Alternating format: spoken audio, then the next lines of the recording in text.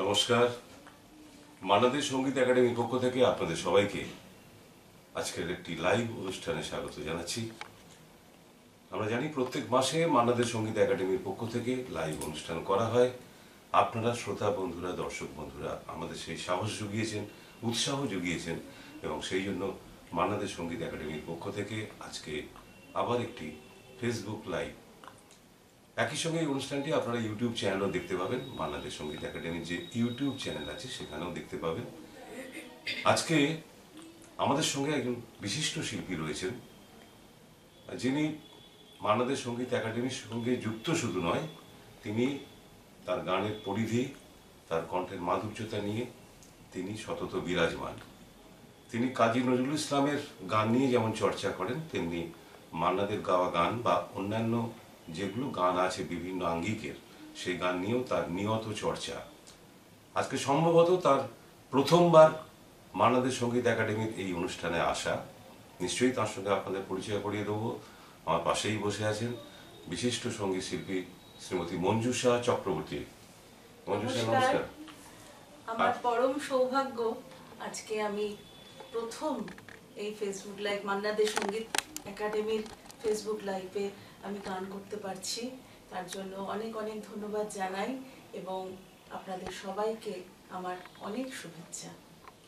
আপনাদের সঙ্গে আরও একজনের আলাপ করিয়ে দেবো, যিনি আজকে শিল্পী মঞ্জুষার সঙ্গে যিনি আজ সংগাত করবেন। তিনি একজন বিশিষ্ট বাদক মানুষ, আমাদের প্রিয় মানুষ সুমিত সাউ। তিনি আজকে সারাক্ষণ থাকবেন আমাদের সঙ্গে। তাকেও স্বাগত জানাচ্ছি আপনাদের সবার পক্ষ থেকে।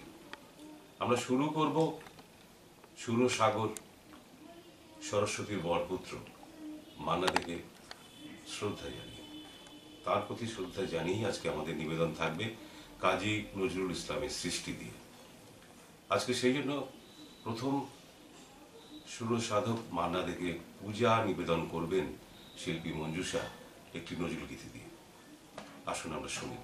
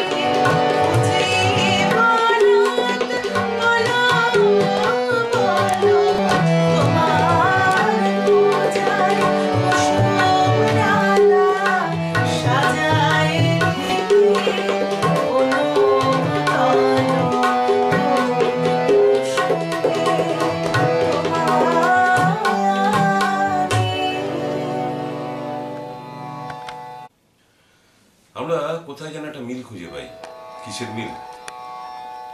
সুরসাধক মান্না দে তার গানগুলি বেশিরভাগ ক্ষেত্রেই দেখা গেছে সেমি ক্লাসিক্যাল আঙ্গিকের, অর্থাৎ ভারতীয় শাস্ত্রীয় সঙ্গীতের একটি ধারা তার গানগুলির সঙ্গে বহমান রয়ে গেছে। আবার কাজী নজরুল ইসলামের গান তিনি জেনে করুন আর অজান্তেই করুন, তার গানগুলির মধ্যেও এই সেমি ক্লাসিক্যাল ধারাটি বহমান আমরা দেখতে পাই। কি আশ্চর্য সমাপতন এটা! শিল্পী মঞ্জুষা রয়েছেন আমাদের সঙ্গে, আমি মঞ্জুষার সঙ্গে একটু কথা বলবো, কারণ তিনি শিল্পী, তিনি সঙ্গীত পরিবেশন করেন, তিনি বিষয়টি লক্ষ্য করেছেন। আমি তার মতামত চাইব এই ব্যাপারে। মঞ্জুষা, এই ব্যাপারে তোমার কি ধারণা? দুজনেই সেমি ক্লাসিক্যাল আঙ্গিকে, সে যিনি গীতিকার হন, যিনি সুরকার হন, যেই করুন, কিন্তু তার গানের মধ্যে পাওয়া যায় একটা মিল, পাওয়া যায় কোথায় যেন। আসলে শাস্ত্রীয় সঙ্গীতটা তো আমাদের মূল উৎস একদম। এবং নজরুল গীতির মধ্যেও প্রধান শাস্ত্রীয় সঙ্গীতের বেসটা আছে এবং মান্না দেও শাস্ত্রীয় সঙ্গীতে যথেষ্ট পাণ্ডিত্য তার ওনার ছিল, যে কারণে ওই ওই উৎসটায় কোনো একটা জায়গায় গিয়ে এক জায়গায় মিশে গেছে, একটা সমাপতন হয়েছে। এবং তোমাদের মতো শিল্পীরা যারা কাজী নজরুল ইসলামের গান, বা তুমি এর আগে মান্নাদের গানও গেয়েছো আমরা জানি, যখন গাও তখন তোমরা যেহেতু শাস্ত্রীয় সঙ্গীতের ধারা থেকে এসেছো, এই তোমাদের পরিবেশনের মধ্যে একটা অন্যরকম নিবেদন আমরা লক্ষ্য করি, আমরা মানে শ্রোতা বন্ধুরা। আশা করি শ্রোতা বন্ধুরা আজকে আমাদের অনুষ্ঠান মান্নাদের সঙ্গীত একাডেমির নিবেদন অত্যন্ত উপভোগ করবেন এবং আমাদের উৎসাহিত করবেন। আসুন আমরা পরের গানে যাই, যে গানটি সুরকার ছিলেন কমল দাশগুপ্ত, প্রথম রেকর্ড ছিল শিল্পী জ্যোতিকা রায়। আজকে শুনবো শিল্পী মঞ্জুষার কণ্ঠে।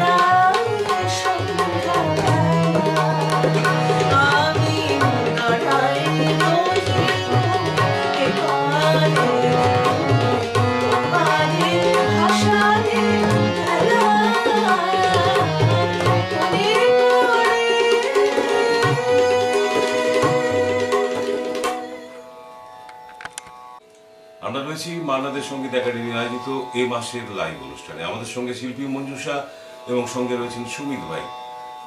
মঞ্জুষা, একটা কথা বলি, লেখেন তো অনেকেই, সৃষ্টি করেন অনেকেই, কিন্তু একটা জিনিস কখনো খেয়াল করেছো যে লেখার সময় অন্তর লোকে যারা দেখতে পান, তারা যে সৃষ্টি করেন, তারা যে সঙ্গীত বলো, কোনো লেখা বলো, যে গদ্য হোক আর পদ্য হোক, অন্তর্লোক থেকে অন্তর্দৃষ্টি দিয়ে দেখে তাদের কলম যখন চলে, আর সেইটা যখন আমরা নিবেদন করি, আমরা কেউ পড়ি, তুমি গান করো, তখন কি অপূর্ব একটা নিজেদের মধ্যে অনুভূতি হয়। তুমি কি এই অনুভূতি কখনো পেয়েছো? সব সময় পাই আমি, সবসময় পাও বলেই সময় পাই। আজকের প্রত্যেকটা নিবেদনে শিল্পী মঞ্জুষার পাশে বসে আছি বলে আমি হয়তো অনুভব করতে পারছি যে অপূর্ব নিজেকে ঢেলে যে নিবেদনটা করে, এটা শুধু শিল্পী গান গাওয়ার জন্য গান নয়, একদম কখনো কখনো, ঠিক বলছি? গানটা তো সত্যি বলতে কি, গানটা তো একটা অভিনয়। গানটা অভিনয় নিশ্চয়ই। গান, এবার গানের কথা যদি আমি না বুঝি, গানের ভাব যদি আমি না বুঝি, আমি অভিনয়টা করব কি করে? এক্স্যাক্টলি। তার মানে তোমার ভিতরের অনুভূতি দিয়ে তুমি তাকে যদি বলে সঁপে নেওয়া, সেই সঁপে দিয়েছো আর শুষে নিয়েছো, চেষ্টা। সেই জন্যই তুমি পারছো এই অপূর্ব নিবেদনে। বলো এখন কি গান শোনাবে? আমার একটা ইচ্ছে ছিল তো। হ্যাঁ, বলুন। সখী বল বধুয়ারে, খুব ভালো গান। সম্ভবত ইন্দুবালা 1933 সালে এই গানটি রেকর্ড করেছিলেন, কিন্তু আজকে শিল্পী মঞ্জুষার কাছে শুনবো। আগেও শুনেছি, আজকেও শুনবো। আসুন আমরা শুনি।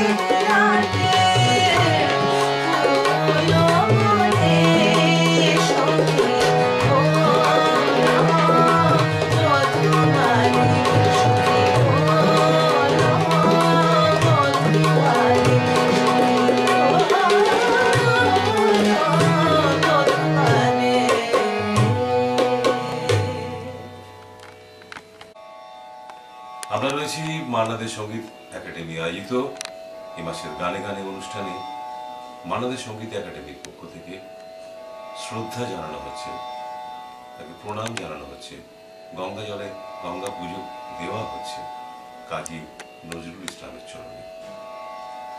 কাজী নজরুল ইসলাম এমন সৃষ্টিকর্তা ছিলেন, তার মতো বেখেয়ালি উদাসীন বেহিসেবী মানুষ বোধহয় সংসারে আর দ্বিতীয়টি হওয়া যাবে না।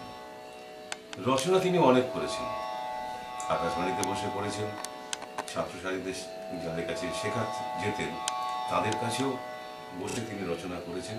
কেউ হয়তো আবদার করেছেন, সঙ্গে সঙ্গে একটা কাগজ খুঁজে লিখেছেন, শব্দ করেছেন, কিন্তু নিজে তার কোনো হিসাব রাখেননি।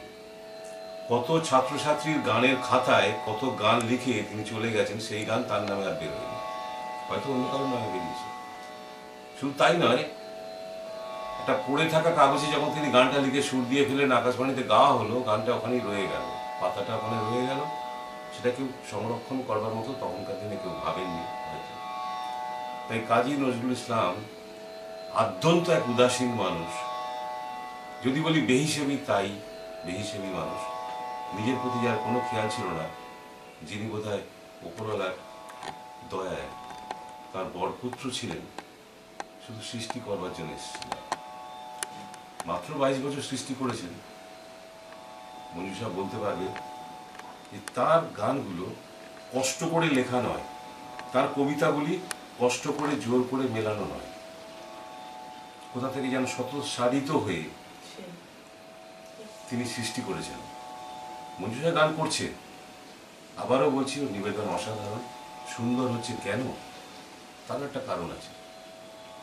একটা কারণ হচ্ছে এই শত উৎসারিত এই বিষয়টা যখন শিল্পীর মধ্যেও আসবে সৃষ্টিকর্তার সঙ্গে, তখন সেটা এক সুরে মিলে যাবে, একটা জায়গায় মিলে যাবে। আমি কি ঠিক বললাম মঞ্জুষা?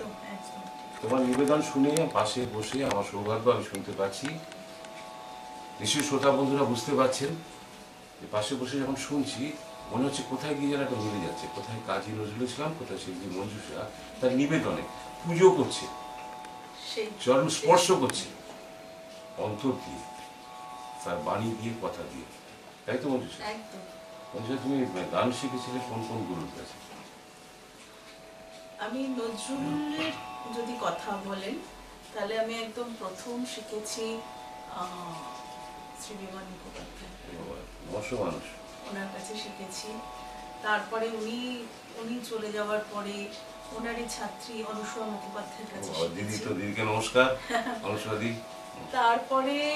তারপরে যেটা হয়েছে, আস্তে আস্তে আস্তে আস্তে ব্যাপ্তি বাড়তে বাড়তে পরবর্তী ক্ষেত্রে আমি বাংলাদেশে বিখ্যাত শিল্পী ফিরদৌস স্যারের কাছে শিখছি, এখনো শিখছি, শ্রাবণী ব্রহ্মচারীর কাছে শিখছি। এখন একেবারে মানে বলে না যে সমুদ্রের মাঝখানে যাওয়ার চেষ্টা করছি। আমি মাঝখানে যেতে পারিনি, অবশ্যই চেষ্টা করছি। এই যে তুমি বলছো শিখছি, এই শেখাটা তোমার যেন শেষ দিন পর্যন্ত থাকে। আমি এই জীবনে কাজী নজরুল ইসলাম যা সৃষ্টি করে গেছেন এক জন্মে শেষ করতে পারবো না, কেউই পারে না, কেউই পারে না। কিন্তু তোমার যে চেষ্টাটা, তুমি বারবার বলছো আমি এখনো শিখছি, এখনো শিখছি, এই শেখাটার যেন শেষ নেই। আমাদের কারোরই শেখার শেষ নেই। আর যদি সেই চেষ্টা থাকে, তুমি একদিন লক্ষ্যের কাছাকাছি পৌঁছবে, লক্ষ্যে হয়তো পরের জন্মে পৌঁছবে। কিন্তু মান্নাদের সঙ্গীত একাডেমির পক্ষ থেকে তোমাকে আগাম শুভেচ্ছা জানানো রইল। তা তোমার কাছে একটা গান আমি লিখে এনেছি, শুনবো বলে, হারানো হিয়ার নিকুঞ্জ পথে। গানটা তোমার কাছে শুনতে পারি? অবশ্যই। Ah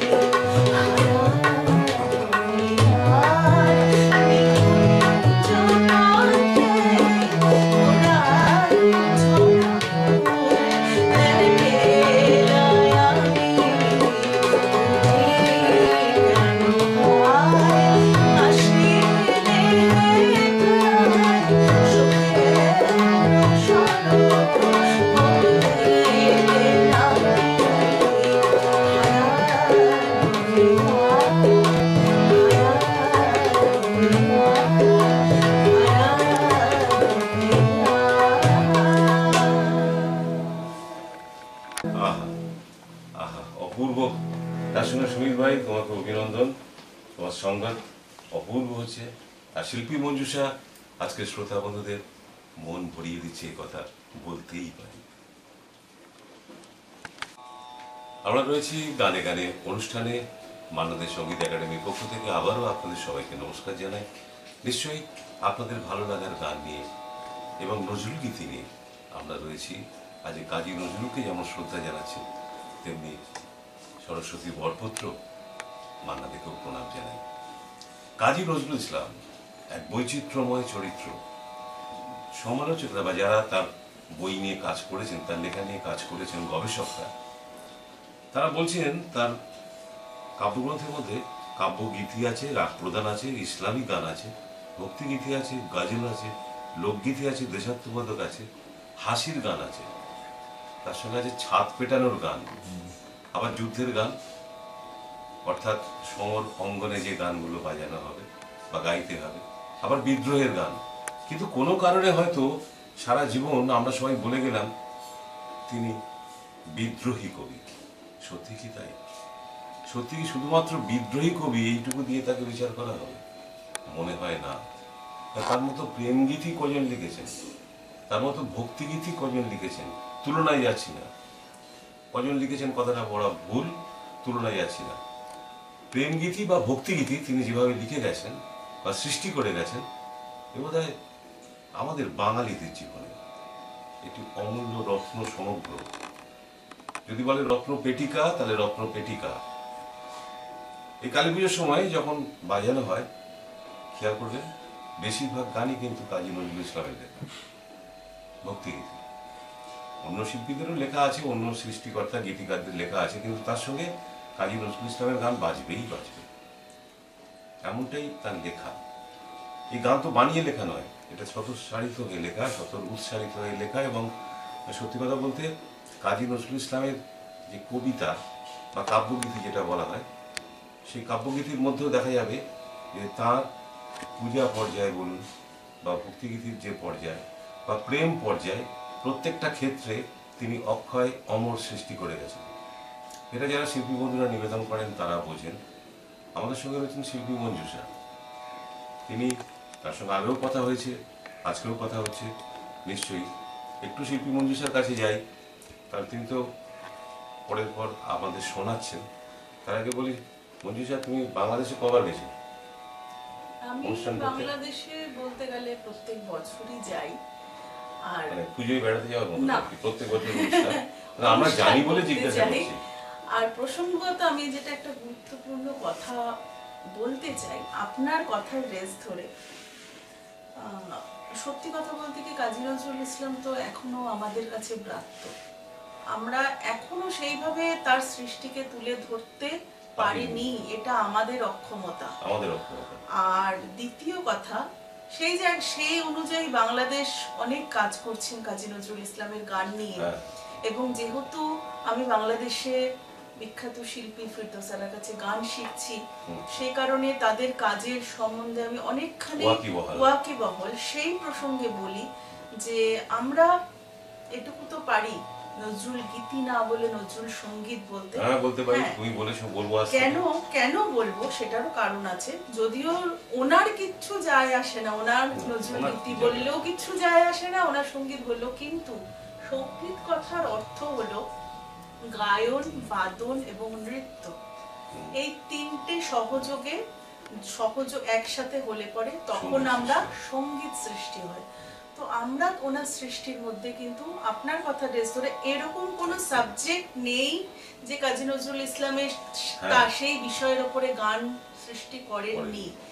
এবং তার গানে নৃত্যনাট্যও আছে, বাদ্যযন্ত্র ইউজ হয়েছে এবং বিভিন্ন ধরনের উনি তালের উপরে তাল সৃষ্টি করেছেন, রাগ সৃষ্টি করেছেন, সবকিছু। সেই জন্য আমার মনে হয়, এটা আমার ব্যক্তিগত মতামত, কিংবা আমি যেহেতু বাংলাদেশে যাই, ওনারাও এটা মেনে চলেন যে নজরুল গীতি বলা মানে আমরা তার সৃষ্টিটাকে ছোট করে ধরছি, আর সঙ্গীত বলা মানে একটা ব্যক্তি।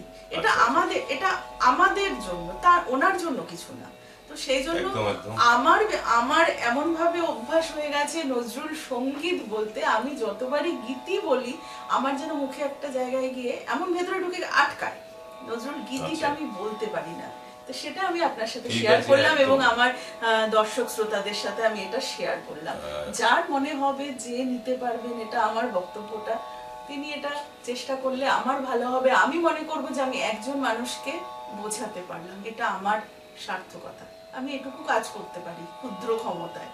তো প্রিয় শ্রোতা বন্ধু, আপনাদের সামনেই আমি স্বীকার করছি, যেহেতু এইসব বিষয়ে পড়াশোনা করতে হয়, জানতে হয়, আর একটু আগে বলছিল আমি শিখছি, আমি সেই কথার প্রেক্ষিতে বলছি, আমিও শেখার চেষ্টা করলাম। ও যখন সুন্দর করে বোঝালো নজরুল সঙ্গীত, তাহলে আজকের পর থেকে আমি অন্তত যখন কোথাও কিছু কাজ করব, অবশ্যই উচ্চারণ করব নজরুল সঙ্গীত। কারণ সঙ্গীতের মধ্যে ওই যে ব্যাপ্তিটা আছে, যে বিষয়গুলো আছে, ও যখন বুঝিয়ে দিয়েছে আমাকে, তখন আমি অন্তত নজরুল সঙ্গীত কথাটাই ব্যবহার করব। বাংলাদেশে বলে নয়, যেখানেও এটা ব্যবহার করব, এক। আর দুই হচ্ছে এই বিশাল ব্যাপ্তির কথা যেটা এলো, এই ব্যাপ্তিতে কাজী নজরুলকে আমরা ধরবার কে? কিন্তু ওর একটা দুঃখ, শিল্পী মঞ্জুষার একটা দুঃখ প্রকাশ করেছে আজকে আপনাদের সামনে, যে বাংলাদেশে যে ধরনের কাজ হচ্ছে, তাকে নিয়ে যে ধরনের গবেষণা হচ্ছে, চর্চা হচ্ছে, সেটা এখানে কেন হচ্ছে না? এখানে একটু আমাদেরও দায় আছে। না, তার মধ্যে একটা কথা আছে, আসলে নজরুল সঙ্গীত বলতে সবার ধারণা যে খুব কঠিন। দেখুন, সত্যিকারের যদি আমরা গান শিখি, রবীন্দ্রসঙ্গীতও যথেষ্ট কঠিন যদি আমরা শেখার মতো করে শিখি। হ্যাঁ, কোনো কিছুই সহজ নয়, সবকটারই শিক্ষার প্রয়োজন। অবশ্যই।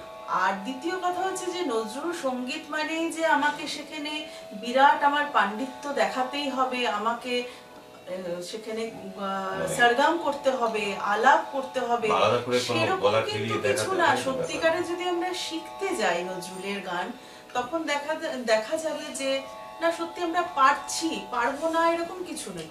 আর যদি কঠিন মনে করি, সব গান কঠিন। অবশ্যই আমার মনে হয় যেটাই আমি গাইবো সেটা আমার শিখে গাওয়া উচিত, না শিখে কোনো কিছুই করা উচিত না। একদম। এবং কোনো কিছু অরিজিনাল, অর্থাৎ মূল যে কাঠামো, সেই মূল কাঠামোকে অতিক্রম করে নিজেকে সেখানে নিজেকে স্থাপন করা উচিত নয়। সে যে কোনো ক্ষেত্রেই হোক, আবৃত্তির ক্ষেত্রে হোক, নৃত্যের ক্ষেত্রে হোক। হ্যাঁ, কিংবা আমরা যে ধরুন মান্নাদের গানই গাই, আমরা তাকে অনুসরণ করতে পারি অবশ্যই, কিন্তু আমি সেখানে আমার নিজের পাণ্ডিত্য দেখাতে পারি না। অবশ্যই আমি কিছু যোগ করতে পারি না, তাকে অনুসরণ করতে পারি। একদম, তুমি ঠিক বলেছো, একদম একমত। শিল্পীর সঙ্গে আমরা একমত, শিল্পী মঞ্জুষার সঙ্গে। তো আরো কথা হবে, অনেক কথা বলে ফেললাম হয়তো গানের থেকে বেশি কথা, যা কিন্তু আমার মনে হয় এগুলি বলা উচিত। এগুলি প্রাসঙ্গিক, আমরা প্রাসঙ্গিকতার বাইরে যাইনি। আশা করি আপনারা সেটা মেনে নেবেন এবং আপনাদের প্রশ্রয়ে, আপনাদের ভালোবাসায় মান্নাদের সঙ্গীত একাডেমি এই প্রত্যেক মাসে লাইভ অনুষ্ঠান করে। আজকে আমি মঞ্জুষার কথা বলছি, সঙ্গীত ভাই সঙ্গে রয়েছে। এর পরের গানে যাব, গানটা একটা আবদার করেই রেখেছিলাম ওকে, তোমার আঁখির মতো। এই গানখানি শিল্পী মঞ্জুষার কাছে আবদার রইল।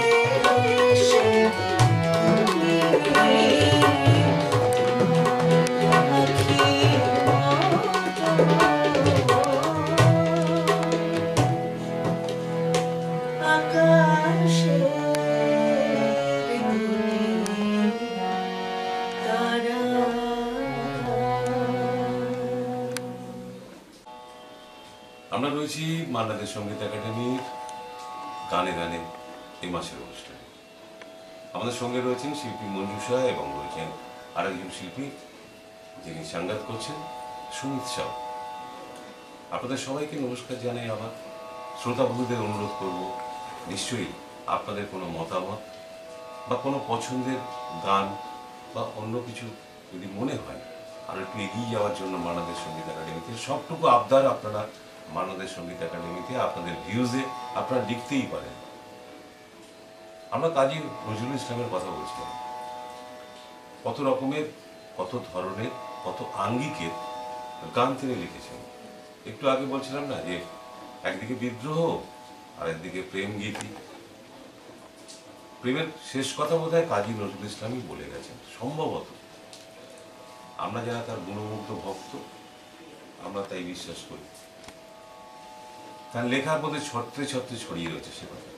কিন্তু প্রেমের কথা যদি শেষ কথা হয় তাহলে তার ভক্তিগীতিগুলো কোথায় যাবে? এই অপার ভক্তি, অপার শ্রদ্ধা কেমন করে যেন তিনি কার চরণে নিবেদন করেছিলেন?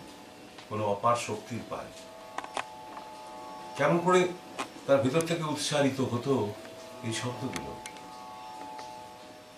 মাগো আমি তান্ত্রিক নই, কিন্তু একটা গান, আরো এরকম অসংখ্য গান রয়েছে যে তিনি অবলীলাক্রমে লিখে গেছেন আর আমরা এখনো অনেকে জানি না গানটা কাজী নজরুল ইসলামের লেখা। অসম্ভব ভক্তিগীতি আমরা গুনগুন করছি, আমরা নিজেরাই গুনগুন করছি, আমরা যখন রাস্তা দিয়ে যাচ্ছি মাইক্রোফোনে শুনছি, কিন্তু অনেকেই আমরা খেয়াল করি না কিন্তু গানটা কাজী নজরুল ইসলামের লেখা। কোথায় যেন ঠেকে যায়, তাই না? কিন্তু আমাদের জানতে হবে, তাকে জানতে হবে, তবে আমরা এগোতে পারবো। আজকে শিল্পী মঞ্জুষার কাছে আবদার করেই রেখেছিলাম, মাগো আমি তান্ত্রিক নই গানটা শুনবো। আসুন আমরা সবাই মিলে শুনি। আপনার কথার রেস ধরে আমি একটা তথ্য আপনাদের সবার সাথে, আমার দর্শক শ্রোতা বন্ধুদের সাথে একটু ভাগ করে নিতে চাইছি। এই যে বলছিলাম না যে বাংলাদেশ অনেক কাজ করছে, আমি তুলনা টানছি না, কিন্তু নিশ্চয়ই শেয়ার করো আমাদের কিন্তু আপনাদের সাথে আমি ভাগ করে নিচ্ছি। কাজী নজরুল ইসলামের শ্যামা সঙ্গীত লেখার শুরুর প্রেক্ষাপট। প্রতিভা সোম লিখেছেন, নজরুল কীর্তন লিখতে শুরু করেছিলেন তার পিসিমার অনুরোধে। প্রতিভা সোম ঢাকা থেকে কলকাতায় এলে চুঁচুড়ায় তার পিসামশার বাড়িতে উঠতেন। তিনি স্থানীয় কলেজিয়েট স্কুলের সহকারী শিক্ষক ছিলেন। শ্যামা সঙ্গীত রচনা করতে শুরু করেছিলেন নজরুল প্রখ্যাত গায়ক কৃষ্ণচন্দ্র দে, সম্মানিত সঙ্গীত শিল্পী আমাদের শ্রদ্ধেয় মান্না দের কাকা। ওনার অনুরোধে ওনার অনুরোধে প্রথম উনি নজরুল সঙ্গীত লিখেছিলেন আর লুকাবি কোথায় মা আর কালো মেয়ের পায়ের তলায়। এই দুটো গান ওনার অনুপ্রেরণায় লেখা হয়েছিল। আমরা জানলাম কোথা থেকে কনসিকোয়েন্স। আমরা মান্নাদের সঙ্গীত একাডেমির অনুষ্ঠানে আছি, সুরসাগর মান্নাদের পিতৃব্যের অনুরোধেই কাজী নজরুল ভক্তিগীতি লিখেছিলেন। সুন্দর, তোমাকে ধন্যবাদ। মাগো আমি তান্ত্রিক নই, তন্ত্র মন্ত্র জানি না মা। মাগো আমি তান্ত্রিক নই, তন্ত্র মন্ত্র জানি না মা।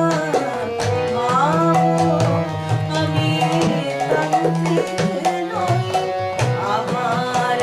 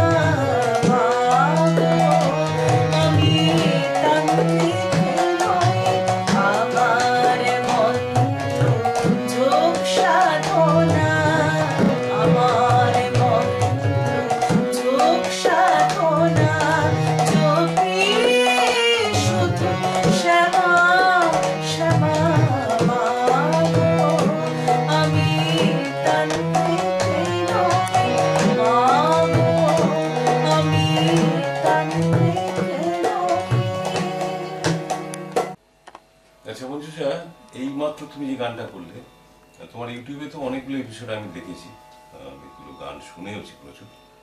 গতকালও তোমার সিটিভিএন অনুষ্ঠান ছিল, সিটিভিএন চ্যানেলে। এই গানটা কি ইউটিউবে দেওয়া আছে তোমার? না, এই গানটা ইউটিউবে দেওয়া নেই। এই গানটা আমার ইউটিউব চ্যানেলে রিলিজ করতে চলেছে।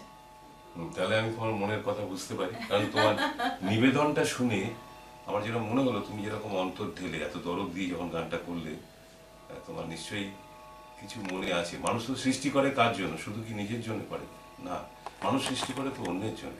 কাজী নজরুল ইসলাম হোক বা অন্য কেউ, সবাই সৃষ্টি করেছেন তাদের জন্য কি তৃপ্তি পাওয়ার জন্য? না, এরকম কেউ করেন না, সবাই অন্যের জন্যই করেন। তো মঞ্জুষা, আজকে তুমি তো পরের গানে যাবে, তার আগে তোমায় বলি, তোমার এই প্ল্যাটফর্মে এসে বাংলাদেশ সঙ্গীত একাডেমি আজকে প্রথমবার তুমি বসেছো, তুমি বললে এরকম শ্রোতা বন্ধুদের গান শোনানোর জন্য। তোমার ব্যক্তিগত ফিলিংস কি? অ্যাজ এ শিল্পী তুমি ব্যক্তিগত কি ফিলিংস অনুভব করছো? প্রশ্ন নয়, দাদা বোন হিসেবে কথা প্রথম বলছি। কথা তো হচ্ছে যে মান্না দে সঙ্গীত একাডেমিতে এসে গান করছি, যেন মনে হচ্ছে যে ওনার হাত দুটো মাথার উপরে আছে। হারমোনিয়ামটা একদম। তারপরে হচ্ছে এই হারমোনিয়াম, যেই হারমোনিয়ামে আমি গান গাইছি, আজকে আমার পরম সৌভাগ্য যে এই হারমোনিয়ামে উনি গান করে গেছেন। এই হারমোনিয়ামটা ওনার হারমোনিয়াম। তুমি তাহলে এটা যে দেবত্বকে আজকে ছুঁতে পারবে। কত বড় প্রাপ্তি, এটা আমার তো মনে হয় যে আমার জীবনের একটা স্মরণীয় ঘটনা হয়ে থাকে। অবশ্যই তোমার এই প্রাপ্তিতে আমি ব্যক্তিগতভাবে খুশি, যেমন সবাই খুশি যে তুমি এই হারমোনিয়াম নিয়ে গান গাইছো, যে হারমোনিয়ামে স্বয়ং সরস্বতীর গানটা বরকত মানে ছিল। হারমোনিয়ামটা হাত দিয়ে যেন আমার মনে হলো যে একটা অন্য অনুভূতি, অন্য আওয়াজ। আমি তো সঙ্গে সঙ্গেই বললাম যে কি অসাধারণ। হ্যাঁ, তুমি বলেছিলে, তখন আর আমি কথা বলার সুযোগ পাইনি, এখন সুযোগ পেলাম, তাই তোমার সঙ্গে কথা বললাম। তোমার কাছে এবার আবদার করি, তুমি শুনিতে চেও না এই গানটা, তুমি যদি শোনাও আমাদের শ্রোতা বন্ধুদের। নিশ্চয়ই।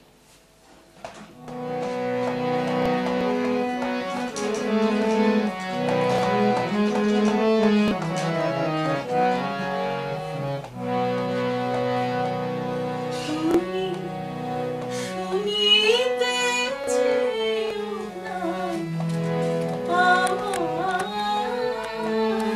মনের কথা,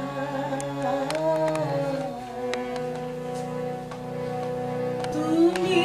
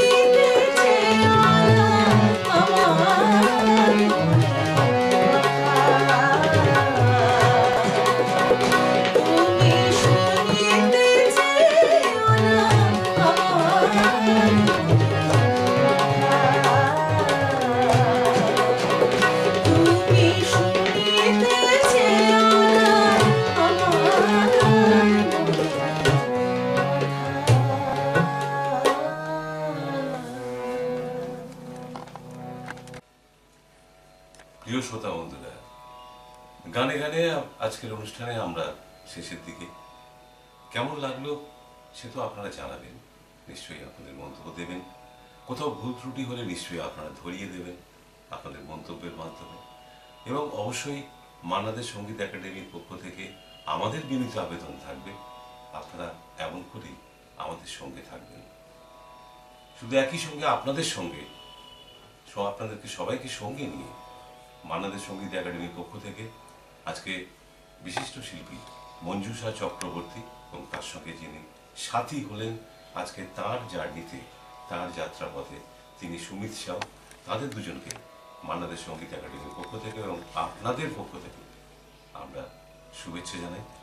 আগামী দিনে যেন আবার আপনাদের সঙ্গে আমাদের সঙ্গে তাদের আবার পথ চলা শুরু হয় নতুন করে। তো আজকে এই কথায় কথায় শেষ পথে চলে এসেছি, শেষ দিকে চলে এসেছি। আমরা বিদায় নেবার আগে শুনে নেব একটা গান, যে গান আবার ভালোবাসার স্বাদ জাগে। কোন মানুষের না জাগে, আমাদেরও জাগে। কাজী নজরুল ইসলামের লেখা।